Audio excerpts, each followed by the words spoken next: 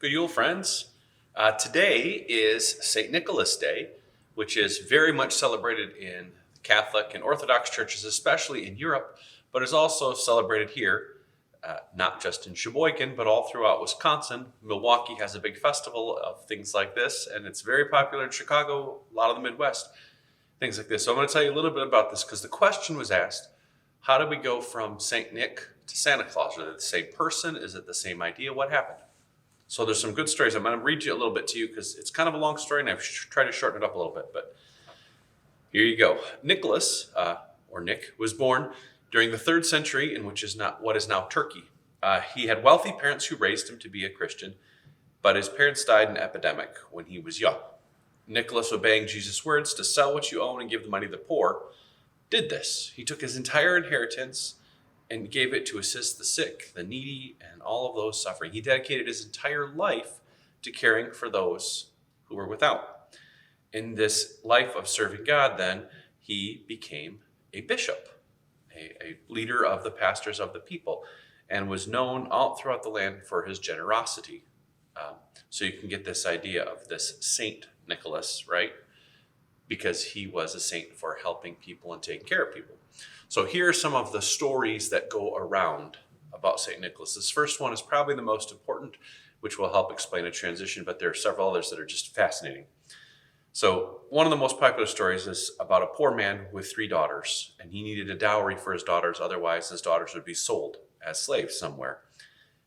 He had no money, and so the story goes that St. Nicholas, each night that his daughters needed a dowry, would come into the house and either stick gold balls, which we would later turn into oranges, or bags of gold into their stockings or shoes, right? You get the idea there. And each one of these girls then had a dowry for them to be married and not be sold into slavery. And so a miracle happened because each one of these girls then had a future. One of the other ones is about children, where a boy was stolen during the festival of St. Nicholas after his death, and then shortly thereafter, on the feast day, the boy's mom didn't want to celebrate the feast of St. Nicholas because she was so upset that her son had been taken.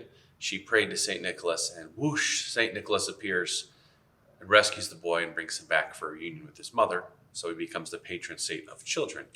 In the same way, we have stories of sailors who went out to sea, and St. Nicholas was on a voyage with the sailors, and as they were going, the wind and the waves, they pull up, and St. Nicholas prayed that they stop, much like Jesus, and they did. And so St. Nicholas then became the patron saint of sailors and seafarers and things like this.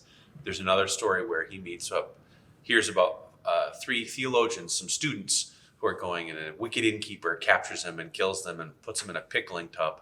And St. Nicholas hears about it, prays to God. The children, students, are brought back to life, etc.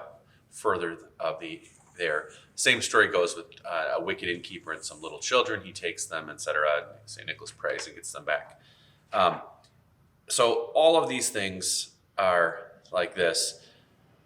These stories then tell of someone who was more concerned with other people than himself throughout his entire life. We get to Santa Claus from St. Nicholas, right? St. Nicholas, real person back then. Santa Claus is Santa Claus. And there's a meld that happens.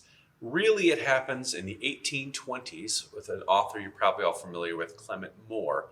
And Clement Moore writes a poem, which we now know as "'Twas the Night Before Christmas." And he describes this person inspired by the real life St. Nicholas, who goes out and brings children to the good presents to the good children and takes care of all of those kids, bringing joy and things like this. And you can see how this happens.